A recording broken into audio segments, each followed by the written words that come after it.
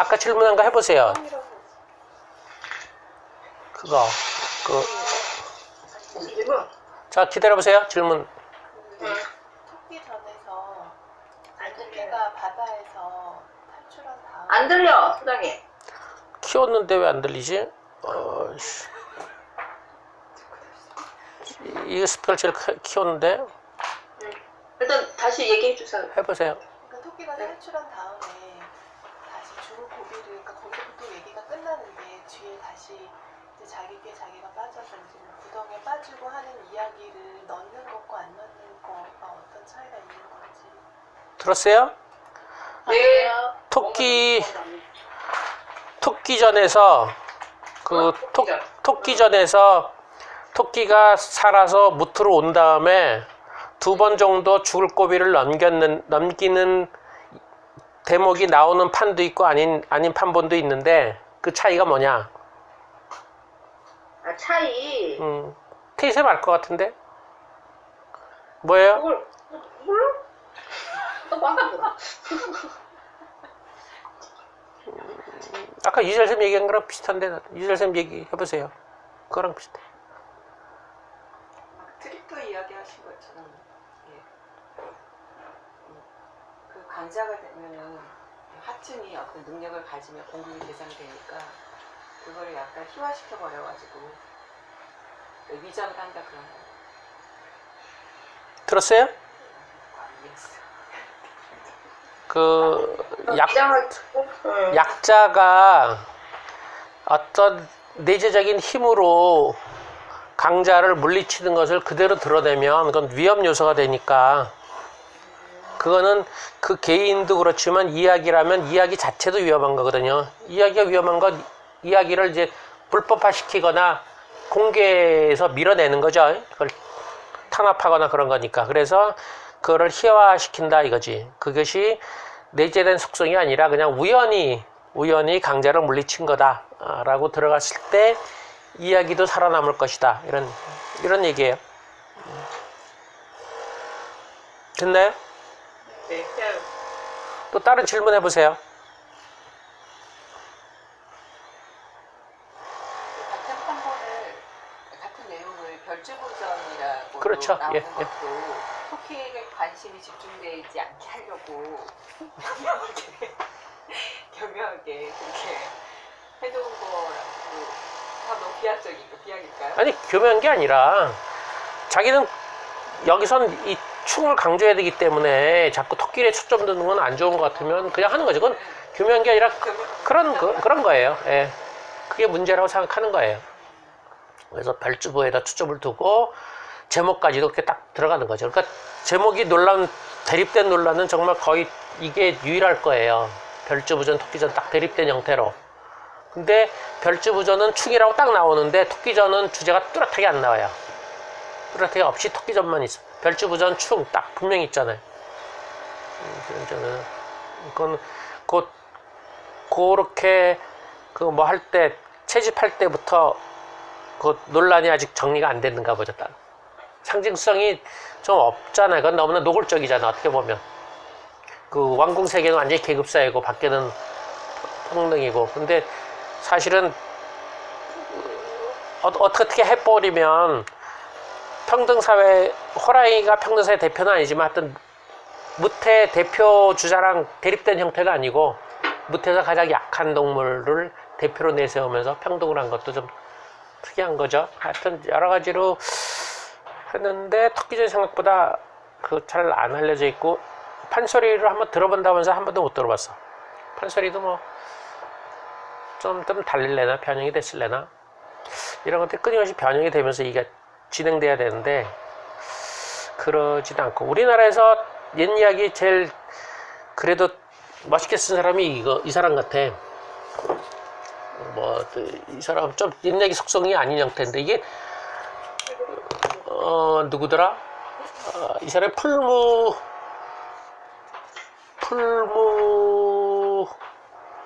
학교 무슨 풀무 학교에 교장하고 뭐 그랬어요. 풀무 농업 고등 기술학교.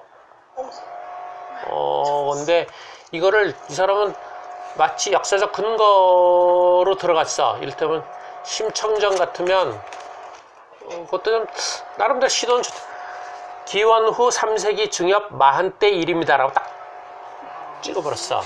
그런 점에서 이것도 나름대로 전 대충 어정쩡하게 쓰는 것보다 이렇게 자기 색깔로 쓰는 게 상당히 좋을 것 같아. 그래서 많이 다양한 형태가 나와서 정말 충을 강조하는 사람이건 반란을 강조하는 어떤 사람이건 자기 입장. 이 사람은 자기 입장이라는 게 이를테면 자기가 살아온 과정 때문에 자기 입장이 드러나는 거죠. 이건 본인이기 때문에 그런 거고, 아까 학자 같은 사람은 학자이기 때문에 안 드러나니까 자기의 이론적 입장을 난 드러내야 되는 것이고, 이 사람은 드러내지 않아야 되죠. 왜냐면 풀막교를 한 사람이니까 어떻게 알잖아. 그러니까 그런 입장에서 다시 쓰는 게 상당히 좋은 것 같고, 이런 게 오히려 난 것 같다 그러는데, 이것도 애들한테 읽혀줄 때 애들이 그냥 쓱 보고 말더라고. 그렇게 재밌거나. 이거는 책이 아니라 본인이 직접 얘기해 줄 때가 엄청 재밌었겠지. 처음 들었을 때가. 좀 다음에 이걸 교재로 듣기 교재로 써봐야겠다. 듣기 되게 길어요. 심청이가 한 100쪽 이렇게 되니까 제법 들을만 해.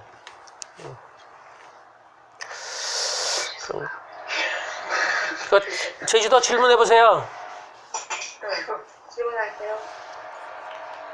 이게 사실 옛 이야기를 이거 보려면 상징과 이런 의미를 자기가 파악하고 있어야 자기가 그걸 읽어낼 수 있는 거잖아요. 근데 지금 제가 옛 이야기를 주로 읽은 건 저학년 단계에서 읽기 때문에 그렇긴 한데, 아이들이 옛 이야기를 읽고 대부분의 그 반응이 그 이야기 중에 재미있는 부분만 이렇게 그것만 기억하는 경우가 많거든요. 그러면 특히나 이 수업에서 이 옛 이야기를 넣었던 이유는 제가 단순히 알기로는 이야기의 패턴이 반복되는 게 맞기 때문에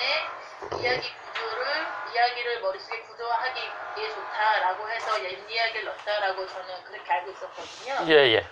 스키마에서 그러면 아이들에게 옛 이야기 그런데 사실 생각해보면 옛 이야기의 그 상징이나 그 시대를 잘 모르기 때문에 이렇게 비판적으로 볼 수 있는 시각보다는 현대의 동화를 읽고 현대의 이야기를 들었을 때 그 아이들이 비판적인 더 사고르게 생기는 것은 아닌지, 그럼 옛 이야기는 스키마 여기에서 수업에서 어떤 의미가 있는 건지 이걸 조금 궁금해지거든요. 옛 이야기가 이야기 구조를 익히기 위해서 읽히는 건 맞고요. 하나가. 그리고 두 번째는 지금 창작 동화보다 약간의 하층의 목소리가 많이 부분적으로 포함됐다고 저는 봐요. 근데 그것이 우리나 아이가 상징을 해석 못해서 못하는 게 아니라 그건 자기의 경험 내지는 존재 기반에 의해서 해석하는 거니까. 근데 그건 대단히 어렵기 때문에 우리가 옛 이야기를 독학으로 쓰지 말라 그러는 거죠. 독학 쓰면 되게 통속적인 얘기가 나와요. 아주 너무 도덕적인 얘기가 나와서 옛 이야기가 아주 우스꽝스러워지거든요. 그러니까 그거는 약간 무의식은 아니어도 이렇게 뭔가 들어가는 형태. 왜냐면 아이들이 독학으로 글로 쓸 때는 훨씬 더 겉으로 드러난 약간의 근거도 있거나 뭐가 있는 걸 써야 되는데, 옛 이야기에서 그렇게 잡기는 대단히 어려워요. 그래서 옛 얘기를 독학으로 쓰지 말라 그러는데, 그럼에도 읽혔으면 하는 이유는 지금 창작 동화보다는 부분적으로도 다른 목소리가 들어가 있다. 그리고 일단 이야기 자체가 저는 옛 이야기 아니라 소설도 약간 그렇게 생각하니까 다양한 해석이 가능하다는 얘기는 똑같이 다양한 목소리가 그 안에 들어가 있다는 얘기거든요. 근데 옛 이야기가 훨씬 더 뚜렷하다. 근데 그거를 붙잡기가 상당히 어렵다. 그렇지만 읽힐 필요는 있다, 이런 얘기죠. 어떻게 읽히냐가 이제 잘 안 돼서 어렸을 때 이야기 구조라는 말로만 말을 하는 거죠. 옛 이야기를 자꾸 읽혀서 다양한 해석을 익히는, 다양한 해석이 가능하다는 걸 익힌 애들은 훨씬 좋을 거예요. 그럼 창작 동화도 그렇게 해석을 하겠죠. 근데 그게 잘 안 들어가 있거든요. 근데 그게 창작 동화보다는 옛 이야기에서 훨씬 더 그걸 배울 가능성이 많아요. 근데 문제는 애들이 옛 이야기를 그렇게 꼼꼼히 안 읽는다는 게 문제죠. 이걸 어떻게 할 거냐가 고민이에요.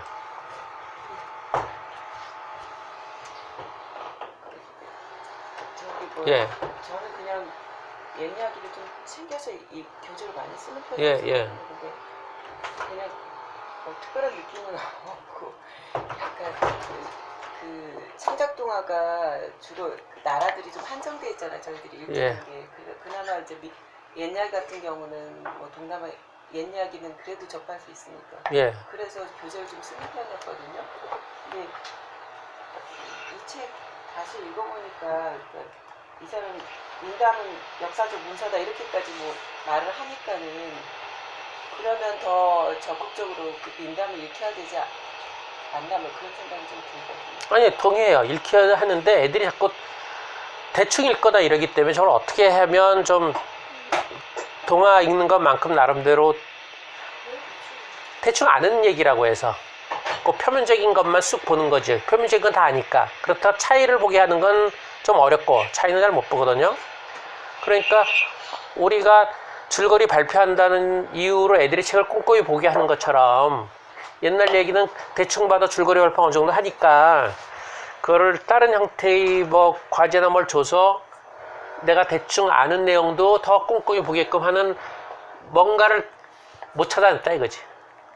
그 방법을 찾아내서 꼼꼼히 읽게 하면 좋겠는데 일반 동화는 우리처럼 줄거리 발표 하던 대로 안 하는 보면 우리 애들이 훨씬 더 꼼꼼히 읽잖아요. 줄거리 발표를 하려고. 그런 것처럼 옛 이야기도 뭔가가 더 있어야 되는데 그걸 계속 20년 됐는데 못 찾았다 그러면 미안하긴 한데 그런 얘기. 더 적당한 교재를 더 책을 찾아봐야 돼. 그건 난 교재가 아니라 활용 방법의 문제라고 보거든요. 우리가 어떻게 애한테 과제 내지는 뭔가를 줬을 때 아이가 큰 부담 없으면서도 책을 깊게 볼 수 있을까? 그걸 못 찾았다는 얘기죠. 저희 12시에 나가는데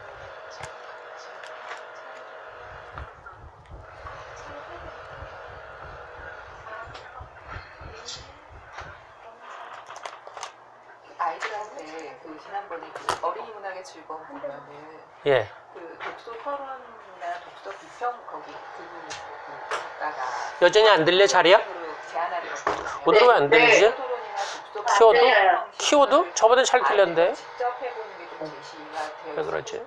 있는 거거든요. 그러니까 그럼 이걸 갖다 놓을까? 어떤 책을 봤을 때 우리는 쉽게 갈 수 있는 팁을 틀을 제공하지 않으려고 거기에 조금 신경 더 낫지 들어가고 않아요? 조심스럽기도 하고 네. 어쨌든 힌트를 제공하지 않으려고 굉장히 스스로 발견하게끔 애를 쓰는데 어떤 훈련 차원에서는 그 비평을 하는 여러 가지 틀이나 어떤 방법 같은 것들을 한번 좀 큰 애들은 제안해주고 그거를 한번 연습해보면 어떨까 라는 생각도 저는 좀 들거든요. 토끼전이 있다면 한 번은 내 젠더 이야기로 풀고 뭐 한 번은 계급 이야기로 풀고 같은 책을 여러 가지 방식으로 비평을 해볼 수 있다라는 거를 애들이 거의 몰라서 못하지 않을까 싶은 생각도 들거든요. 근데 그거를 꼼꼼히 읽으면 언젠가는 할 수 있다라는 걸로 기다리기에는 너무 문제의식 자체를 던져주는 거라고 생각합니다. 그러면 오늘 젠더나 그쵸, 되게 무식에 대한 이해도가 깊어야지 그렇게 나지. 그렇기는 한데 그걸 한 번 경험했다면 한 책을 한 5가지 정도 관점에서 보는 거를 경험을 했다면 다음에 다른 책을 볼 때도 또 그걸 또 쪼개서 볼 수 있고 자기한테 맞는 뭔가가 생기지 않을까라는 생각도 좀 들거든요. 그건 이렇게 보면 돼요. 어른도 그렇게 하면 못해요. 어른도 못해. 어른도 못하니까 안 되죠. 더군다나 여간에서 다른 사람 입장으로 보는 건 대단히 어려워요. 내 입장이 정리 안 됐지만 하여튼 뭐 이렇게 저렇게 조심스럽게 내 얘기를 하는데 나와 다르다고 전제하는 다른 사람 입장, 예를 들어서 남자가 여성의 입장에서 한번 봐보자. 생각보다 쉽지 않아요. 뭐만 되냐면 남들이 한 얘기, 나 그 사람이 기대할 만한 얘기밖에 못해요. 기본적으로 다른 사람 입장은 잘 안 된다고 저는 보는 거예요.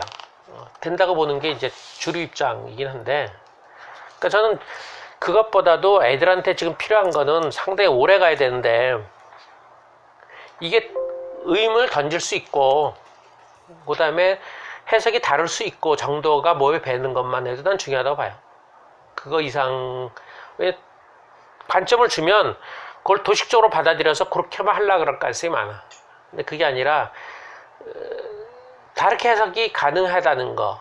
내가 아직도 애들도 상당수 우리 의문각기 그렇게 오래 한 애들도 초등 때 한 3, 4년, 5년, 6년 하고 중학교 1, 2년 지날 때 1학년 또는 3학년 때쯤에 아주 단정적으로 글 쓴 애들이 꽤나 많아요. 오래된 애들 중에서. 내가 생각하는 해석이 옳다라고 강하게 주장하면서 엉뚱한 얘기들을 하거든요. 그거는 우리가 하고 있는 게 이게 그 어떤 느슨한 미약한 연습이지 의문각기 연습이라면 교과서나 대중매체 얘기하는 다수 의견 내지는 확신 등등이 더 필요하고 중요하다고 하는 게 더 많이 먹히기 때문에 여간해서가 잘 안 들어오거든요. 그래서 그 과정을 한번 또 거치고 저는 중고등학교 거치고 대학교 가서 그런 공부하다가 필요에 따라서 이제 교수나 따라서 아니면 논쟁 붙으면서 입장이 다른 거 그런 절실함에 부딪혔을 때 그런 옛날에 했던 의문각기나 다양한 해석을 받을 수 있는 것이고 자기가 현실에서 한 번도 그런 위기 내지는 그런 필요성을 못 느낀다 그러면 계속 우리한테 10년을 배웠더니 그건 잠재돼 있을 거라고 봐요. 자기 경험이 전제돼야 되지 않을까.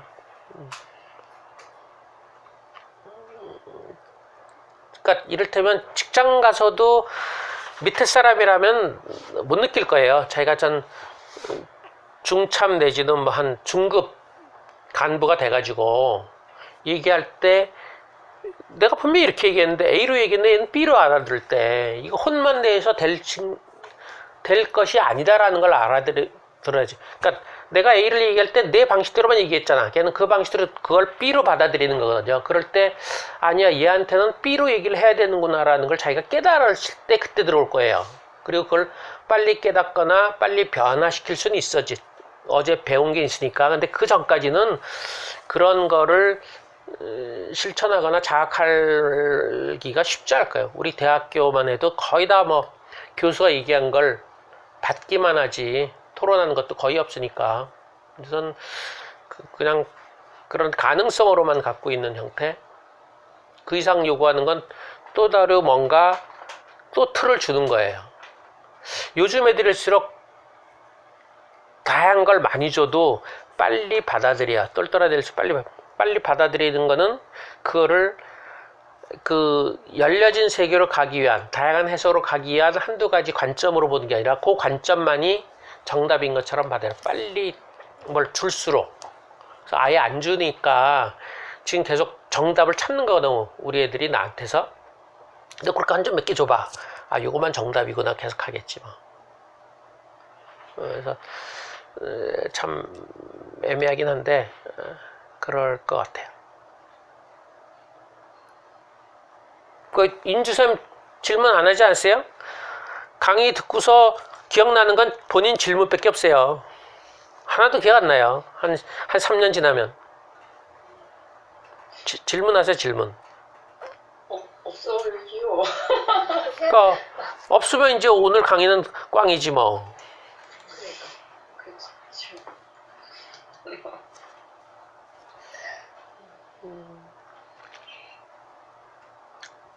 그 질문하는 사람한테 과제를 줄까?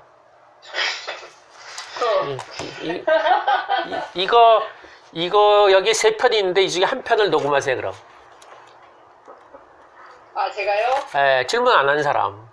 아, 네, 알겠습니다. 그러면 질문거리가 생길 거예요.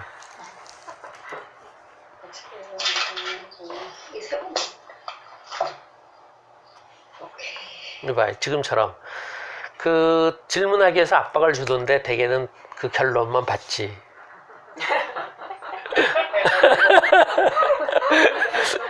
네, 결과만 만든다고 질문 안 하고. 아, 결과. 할 수가 없어. 그것도 왜 옛 이야기를 계속 드신 필요 없고. 그 갑자기 저요. 그럼 수업할 때 애들이 생각 없어 그럴 때 어떻게 해요? 애들이 뭐 의문 써라 뭐 써라 그럴 때 나 생각 없어요 뭐 쓸 거 없어요 다 썼어요 그럴 때 뭐라고 얘기해요? 일단 그런 애들이 없었고요. 애들 그래? 그런 애들이 없었어? 우수한 애들만 있었네. 없었고요. 예, 없었어요. 일단 하려고 하는 애들이라서. 그래? 예. 일단 하라고 하면 하는 애들에서 없어요 이런 얘기는. 그러면 그건 문제네. 그러면 선생의 의도가 간파됐다는 얘기야. 그런 거야. 그러면 애들이 너무 쉽게 하는 거야. 그러면 그걸 역으로 쳐야 돼. 넌 왜 이렇게 빨리 하냐, 쉽게 하냐라고 쳐야 돼. 왜냐면 그 고민 안 하고 한다는 얘기 아니야. 고민을 안 하니까 애들이 쓰기가 쉬운 거라고. 걔 수준에 비해서 너무 선생이 과제를 약하게 줘가지고 애는 쓰는 거가 별로 부담이 없어. 그러니까 걔가 쓴 거에 대해서 계속 쳐야 된다고. 계속 치서 쓰는 게 좀 부담스러운 것만큼 머리 쓰는 게 힘들어야 되는 거지.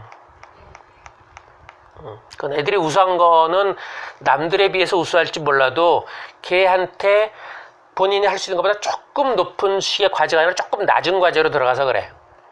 근데 힘겨루기 해서 애가 이긴 거지. 어떻게 해가지고 선생이 자기한테 조금 약한 과제를 줬잖아. 그래서 잘하는 거지. 열심히 하는 거고. 또 선생은 열심히 하는 모습만 보고서 잘하고 있네 그러고 있는 거잖아. 걔는 속으로 신났지 뭐. 조금 더 부담을 주세요. 예. 우리 이론적으로 부담은 어느 선이냐면 애가 튀어나가기 직전까지예요. 이 수업 못하겠어라고 튀어나가기 직전까지 부담을 주는 거예요. 그때만 애써서 해요. 그게 한 90%, 95%의 강한 집중력인데 저는 집중력 80%도 별로 성적이 없을지도 모르겠다는 생각을 갖는 사람이거든요. 가만둬도 그 정도 올라가요. 가만둬도. 그리고 좀 더 아주 강하게 할 때만 실력이 올라가. 똑같아. 어른들이 그 근육 같은 거 할 때, 달리기 등 이런 거 할 때 그냥 근육이 붙지는 않잖아요. 근육이 붙지는 않고 그냥 체력이 좋아지고 그냥 소화가 잘 되고 이런 거지. 그 정도로 운동을 할 때 그거 플러스 조금 더 해야지. 조금 더 한다면 뭐야? 지쳤을 때 조금 더 하라는 얘기잖아. 헬스에서. 지쳤을 때 조금 더 해야지만 그게 근육으로 간다 그러지. 그 직전까지는 근육으로 안 가. 그냥 몸 상태만 그냥 쾌적한 상태 유지만 하는 거거든요. 근육 같은 거, 사고 근육이라고 할 정도로 생각한 힘을 끌어올리는 거는, 능력을 끌어올리는 거는 지칠 때 조금 더 해야 되는 거거든요. 힘들어요. 그것만 올라가, 그것만. 그러니까 조금 더 압박이 좀 들어가야 돼요. 그건 거의 그런 건 개별로 접근이 조금 달라야 되고요. 애들마다.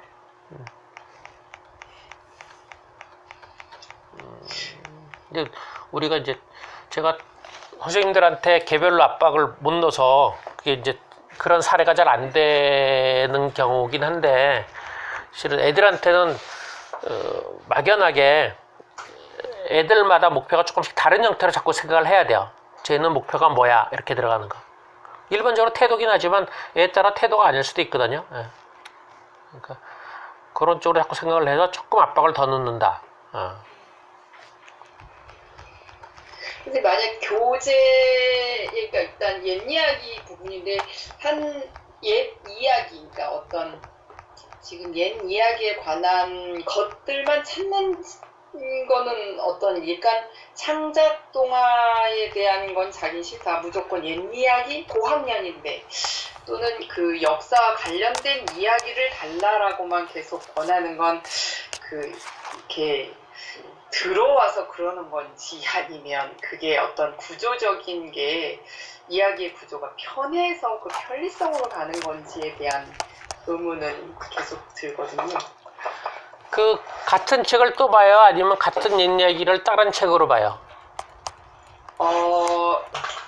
예를 들면 같은 이야기를 조금 이렇게 한자어가 들어간 걸 줬더니 힘들어하고 이거보다 낮게 해달라. 그렇다고 그림책은 싫다. 그리고 뭐 약간 역사적 사건에 대한 그런 약간 근대 역사관에 관한 책을 달라 하고 또는 창작 동화 뭐에 대한 책을 권해주면 이렇게 튕겨내는 친구? 예.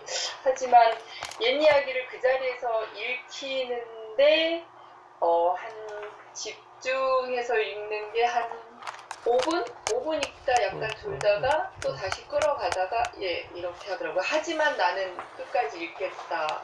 네, 창작은 아니고 이야기, 그러니까 옛 이야기, 아니면 역사책, 뭐 초정리 편지나 뭐 이런 류의 책들을 그렇게 몇 학년인데?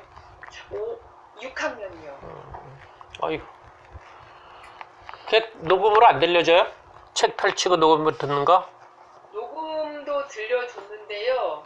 이렇게 아까 혼자 읽는 것만큼이나 이렇게 집중이나 이게 떨어지더라고요. 이렇게 그리고 또 이야기를 하게 되면 구체적이진 않고 딱 큰 사건들만 탕탕탕 이렇게 떨어뜨리는 정도의 기억을 갖고 있고. 그냥 뭐 수준이 낮다고 봐야 되겠네 뭐. 수준이 낮은 거라서. 책을 계속 이 유의 책을 권하는 건 뭘까라는 의문이 개인적으로 들고. 걔한테 조금 그 두꺼우면서 구조가 단순한 거, 로알드 달이나 데이비드 윌리엄스 이런 거, 그런 거를 녹음된 거 있으면 녹음으로 같이 들으라고 해서 속도를 좀 높여서. 그러니까 기본적으로 녹음으로 들으면서 책을 보는데 1배속으로 듣는 건 집중하지 않는 거예요. 1.5배속이 가능한 수준으로 책을 낮춰야 돼요. 책을 낮추는데 그것이 학력이 높으니까 모양상 두꺼운 책이지, 쉬우면서 두꺼운 책, 그런 쪽으로 접근을 해가지고 걔를 귀로 듣게끔 시키는 거예요. 빠르게 1.5배로, 물론 처음부터 아니지, 처음에 1배 하다 차츰 올리던가 뭐 하여튼 하는데 주가 1.5배 정도로 들을 수 있는 책을 골라서 읽게끔 하는 거죠. 그리고 상당히 순간 재밌어야 되고 도입부가 재밌어야 되고. 요즘 약한 애들이 데이비드 윌리엄스 거 많이 봐요. 요즘 로알드 달보다 훨씬 더 요즘 분위기라서. 근데 그거가 녹음된 게 별로 없네. 없는데. 그럼 뭐 녹음해야지 뭐 본인이. 녹음하거나 거기 사람들끼리 나눠서 녹음하세요. 그런. 일단 책 읽은 것도 얘기 좀 합시다. 안 했네. 고양이 대학살 읽은 거나, 그 다음에 또 뭐 있죠? 뭐 하나 또 했는데. 잠자는 숲속에. 그거 뭐 읽은 거에서 해보세요.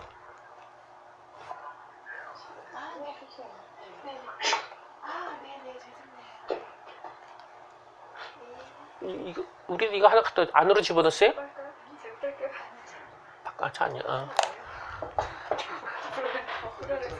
읽은 거에서 질문할 거 있으면 해보세요. 저도 다는 모르는데 고양이 대학살 이런 것도 모르고, 누가 잠자는 숲속의 공주도 아유 참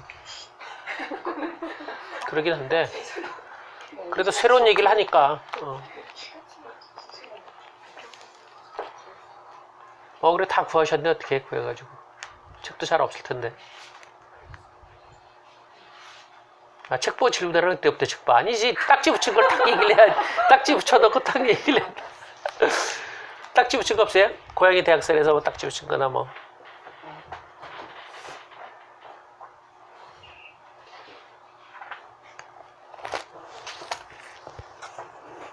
여기서 얘기한 그 영국, 프랑스, 뭐 이태리인가? 다 다르다는 게 참 신기하긴 해요. 그쵸? 우리는 짐작하기 어려운 거지만 하여튼 걔들은 이야기에서 약간 다르다 이런 얘기를 하잖아요. 우리도 중국하고 일본하고, 특히 일본하고는 많이 다른 것 같은 느낌이 드는데, 그 뭐 광범위하게 보지 않는 상태로 함부로 말할 수 없이 그런데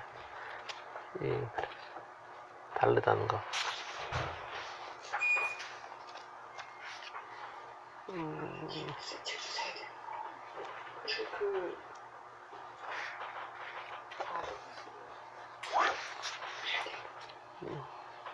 몇 쪽이요? 제가 35쪽에 다 읽지는 않았는데 예. 그 자본주의와 프로테스탄트인가? 예. 그걸 앞부분만 읽고서 예. 책 소리랑 읽고 했을 때 근데 이걸 다시 읽으니까 그 책 여기서 그 설교가 그 자본주의의 그 부르주아의 그 사고에 영향을 많이 준 거다 이렇게 말을 했다고 하는데 이 설교 이야기가 나오잖아요. 35쪽에. 어디에? 35쪽? 예, 예. 근데 설교에 예. 구전 전통이 의존한 게 많다. 뭐 그리고 중세 문학 상당 부분이 대중들의 구전 전통에 의존한 시지 그 역은 아닌 것처럼 보인다 이렇게 말을 하잖아요. 예. 그래서 그 책을 다시 읽고 이게 부딪히지 않을까 생각이 들어서 이 책을 다시 한번 읽어봐야 되겠다는 생각이 또 들더라고요. 어느 책? 그 35쪽이 내 책이랑 다른가? 35쪽이었어요. 어디 그게? 35쪽에 그 위에서 여기 그 설교에 대한 이야기가 나오고. 아구나. 예, 맞네. 예. 설교에 대한 처음에 5줄 맨 위에 예. 중세 문학의 상당 부분은 대중들이 구전 전통에 의존하는 것이지 그 역은 아닌 것처럼 보인다.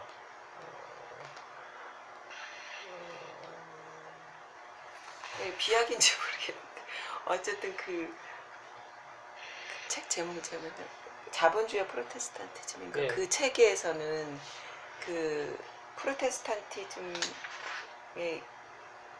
그 자본주의 형성의 그 프로테스탄티즘의 그 설교가 중요한 영향을 예, 미쳤대. 예. 그런 이야기 이게 주제였던 하죠. 것 같은데 예. 그러면은 그 책의 주제하고 이거하고 부딪히는 것처럼 보이거든요. 부딪힐 것 같은 생각이 들어서 이 사람하고 단톤하고 이게 생각이 다른가 뭐 이런 생각이 들어서. 그러니까 그 막스 베버가 쓴 그거는 똑같아요.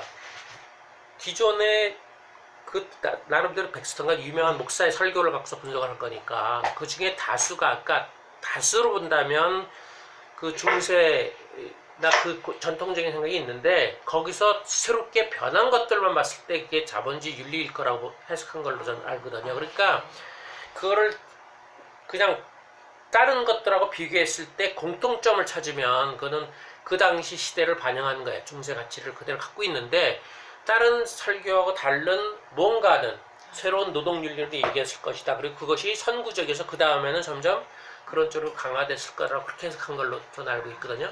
그런 쪽으로 봐야 돼요. 그러니까 새로운 모습, 그 설교에서 그 사람의 설교라든가 옛날 얘기도 마찬가지죠. 여기서 이런 거에서도 아까 말한 대로 운고집자 이런 거 얘기할 때 그런 변화는 여기서 갖고 있는 그게 화선지 뭐 이야기하는 얘기 중에서 한 10%도 안 되죠. 변화시킨 건. 근데 그 변화가 앞으로의 어떤 경향성을 얘기할 때 그게 의미를 두는 거지. 요거 자체만으로 본다면 요거는 90%는 그전 거랑 거의 다 똑같은 거예요. 그러니까 강조를 어디다 두냐에 따라 다르지 뭐.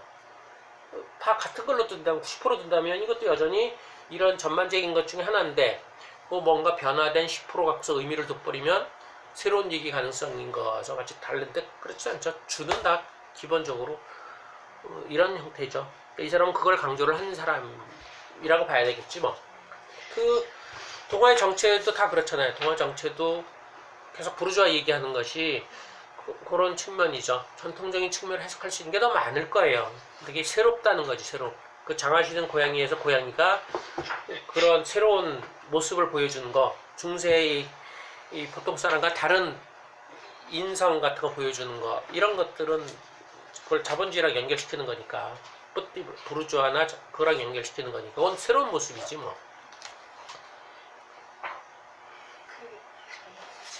저는 예, 예. 못 읽어가지고 예, 예. 제목만 보고 질문을 드리는데, 그러니까 그 옛 이야기를 해석한 아까 그 옛 이야기의 발견 그 책에도 보면 옛 이야기를 해석하는 여러 네, 이제 예, 예. 수단들이 있는데 그 중에서 이 책은 이렇게 앞에는 보면은 계급 예, 쪽에 예. 초점을 예. 맞추고 있잖아요. 예. 그거 외에도 뭐 심리학에 초점을 맞추는 예, 것도 예. 있고 뭐 상징에 초점을 맞추는 것도 있는데 그 소장님이 이 책을 옛 이야기 이제 그 강의로 선택하신 거는 그 개인적인 어떤 그런 제가 계급적인 쪽이기도 한데 그것만큼 뚜렷하게 다른 얘기를 한 것은 드물어요. 그래서 그래요. 이건 좀 헷갈리지 않게 그냥 아주 강하게 확 얘기해버렸어. 계급적으로. 그러니까 이제 확 들어오는 것이고 다른 것들은 다 애매해. 이것도 되고 저것도 되고 왔다 갔다 하니까 그런가 보다 정도로 들어가는데 이거는 워낙 강하게 어느 한쪽 입장으로 얘기를 하고 자기도 밝히고 그래서 새로운 걸 끄집어내니까 아까 말한 대로 헨젤과 그레텔에서 보통 통통한 여자 소위 말해 그걸 먼저 선택을 안 하고 바짝 마른 건 이제 그것도 살찔라 그러겠지만 사내 아이를 잡은 거 더군다나 노파가 상당히 힘이 없다 그러는데도 어떻게 하여튼 가뒀어. 가두기도 했지만 그래서 그러나 남자에서 가뒀나 그것도 약간 이상하다고 하는데 뭐 굳이 설명한다면 이렇게 저렇게 설명할 수도 있지만 헷갈리는 것도 있거든. 그리고 또 마녀라는데 별다르게 마법을 부리는 것도 한도 없어요. 뭐 그런 것들이 이제 다른 입장에서 얘기를 하니까 그럴 수 있겠다고 가능성 중에 하나로 받아들이는 거예요. 그런 점에서 이 책이 상당히 강한 형태고 이 사람은 아마 옛 이야기나 이런 쪽에서 인정받나? 이 김한희 책에도 이 사람 거 나오던가? 안 나오지 아마 이거 지금 완전 비지로 인정 못 받는 걸 거예요. 옛 이야기 그런 문학 쪽에서. 예. 근데 이 사람이 막판에 이제 자기가 한 것이 자기 친구인 뭐 막소리띠가 뭐 말 되네 그랬다고 해서 이 책이요? 이 이링 패처가 이제 자기랑 친구인 막소리띠라는 사람은 민단 연구 전문가인데 그 사람이 뭐 말 되네 했다고 뒤에 잠깐 나오더라고요. 근데 뭐 그런 가능성 중에 하나죠. 여전히 저는 어떤 이론 이건 명백히 이론이니까 정신분석이나 이런 등등은 이런 이론에서 해석하는 거는 내가 못 본 거를 보는데 도움이 되는 형태로만 받아들이고 내가 이론을 선택하는 수도 있지만 가능한 대로 내 입장에서 내가 옛 이야기뿐만 아니라 내가 세상을 보는 거 내가 세상을 보는 그 시각으로 옛 이야기도 봐야 된다는 얘기. 옛 이야기를 따로 해석하는 적절한 틀이 있는 거라고 하는 데는 그렇지 않다. 세상 보는 것처럼 옛 얘기를 해석하는 게 좋다. 근데 그거를 새로운 걸 받기 위해서 다른 얘기에서 뭐 건드리는 것도 있잖아. 빨간 모자, 빨간색의 의미를 막 건드리는 거나 그런 것들을 이제 받아서 내가 포함할 수도 있고 안 할 수도 있죠. 예. 그 애들이요. 그러니까 독후감을 옛 이야기로 많이 안 쓰신다 그랬는데 예전에 그 자기의 입장이 분명하게 드러나는 독후감 예로 동생 예를 많이 쓰잖아요. 그러니까 그것처럼 그 아이들이 이런 옛 이야기에서 자기의 어떤 감정적인 거를 건드려서 그런 걸 드러내는 일들이 있나요? 예를 들면은 뭐 이 헨젤과 그레텔도 보면은 그러니까 어떤 애는 왜 그 할머니를 그 죽이는 걸 되게 잔인하게 느끼는 아이도 있을 수 있잖아. 좀 그럼요. 불쌍하고 예. 그런 질문들을 요즘 아이들도 하나요? 못 쓰게 하는 거지 안 쓰는 건 아니에요. 왜 독후감을 잘 못 쓰는 애일수록 옛 이야기를 쓰려고 하고요. 다 단편적으로 그런 거를 정리 안 된 새로 이것저것 다 물어봐요. 하나하나. 그래서 말이 안 되겠고. 근데 그거에 나오기는 해요. 상당수가 학교에서 도덕적인 얘기를 그냥 써서 별로 재미가 없어. 그냥. 그리고 동생 그거는 도덕적으로 보기 힘든 것들이 나오던데 옛 이야기는 상당수가 큰 어른들 문제까지 다 들어서 그러나 아주 도덕적으로 써요. 그래서 이를테면 전우치전 같은 거에서 전우치를 되게 비판을 많이 하죠. 전우치는 조금 달라서 허용을 했더니 이상하게 쓰더라고. 전우치에서 그 속여가지고까지 뭐 어쩌고저쩌고 그래. 속여가지고 임금을 속여서 뭐 어쩌고저쩌고 하는 거라서 그거 일단 우리가 아이들이어서 그런 거라기보다 아이들 사고가 상당히 큰 맥락이 없는 상태로 세상을 보게 교과서는 분석적이고 애들 동화가 자체가 옛날 근대문학 초기 때처럼 큰 틀이 좀 안 나타나는 거예요. 큰 틀이 안 나타났다는 거는 집에 사회의 모순이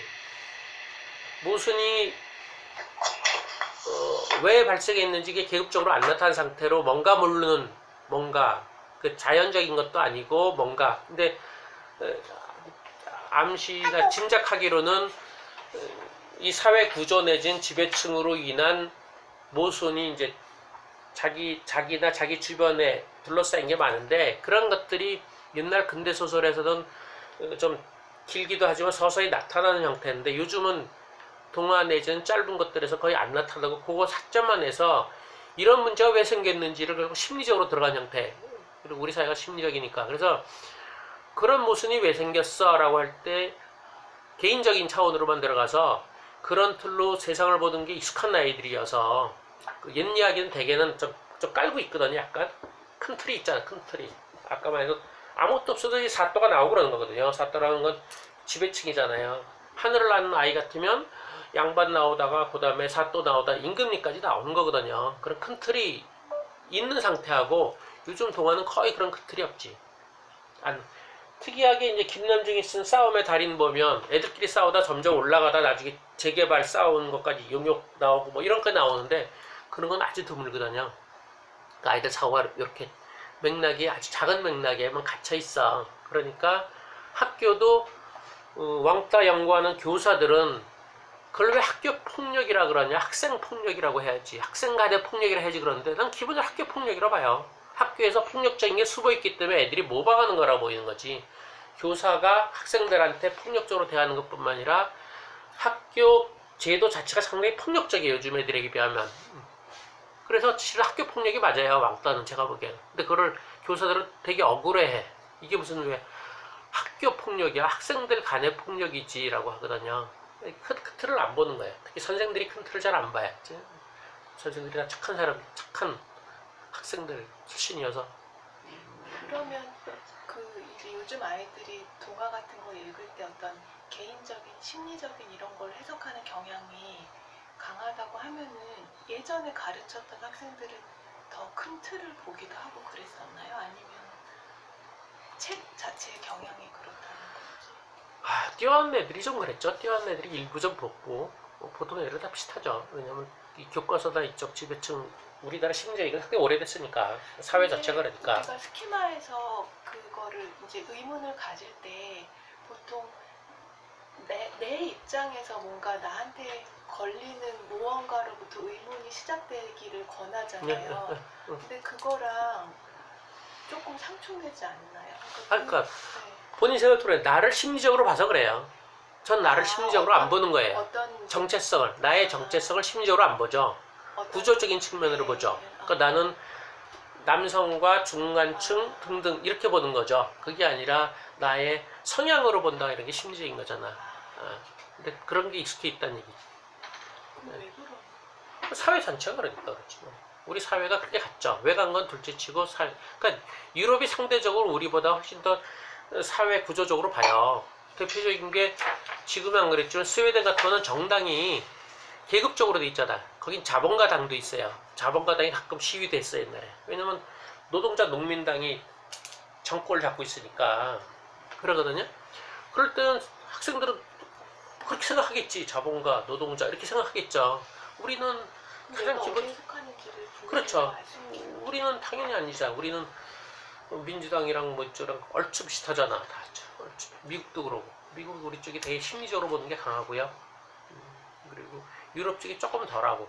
요즘 많이 그쪽으로 가긴 했어. 좀 덜할 거예요. 상대적으로. 그리고 거기도 오래전부터 예전부터 귀족 계급이 있었고 영향력이 있고요. 미국은 그거를 타파했다고 해서 자유롭게 한다고 하면서 새로운 귀족 같은 게 생겼는데 아직 그거는 귀족으로 얘기를 안 하고 이제 어떤 스티브 잡스처럼 이제 천재 뭐 이런 식으로 들어가면서 이게 없었죠. 흐지부지 됐죠. 예, 개인으로 들어가서.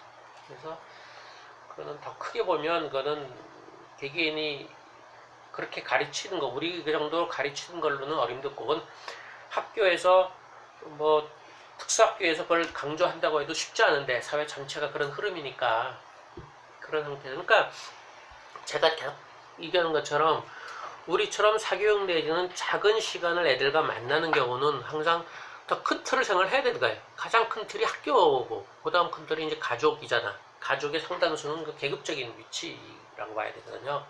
우린 중산층에 중간층 또는 중상층이 섞여 있는 학부모 내지는 학생들이거든요. 중상층도 있다고 봐야죠. 그러니까 그게 이제 15%거든요. 15% 의사, 변호사, 교수 이런 것들. 그러니까 그런 층하고 이제 중간층하고를 대상으로 하는 아이들이에요. 그런 데서 배운 아이들한테 강하게 하층 계급을 선생이 노골적으로 얘기한다고 해서 들어가지도 않고 이상하게 꼬일 가능성이 사실 많아. 그래서 저는 아닐 거라고 보고, 그리고 제가 이제 진보 쪽이랑 계속 부딪히는 것 중에 하나는 진보는 여전히 그 논리적으로 설득해서 가능하다.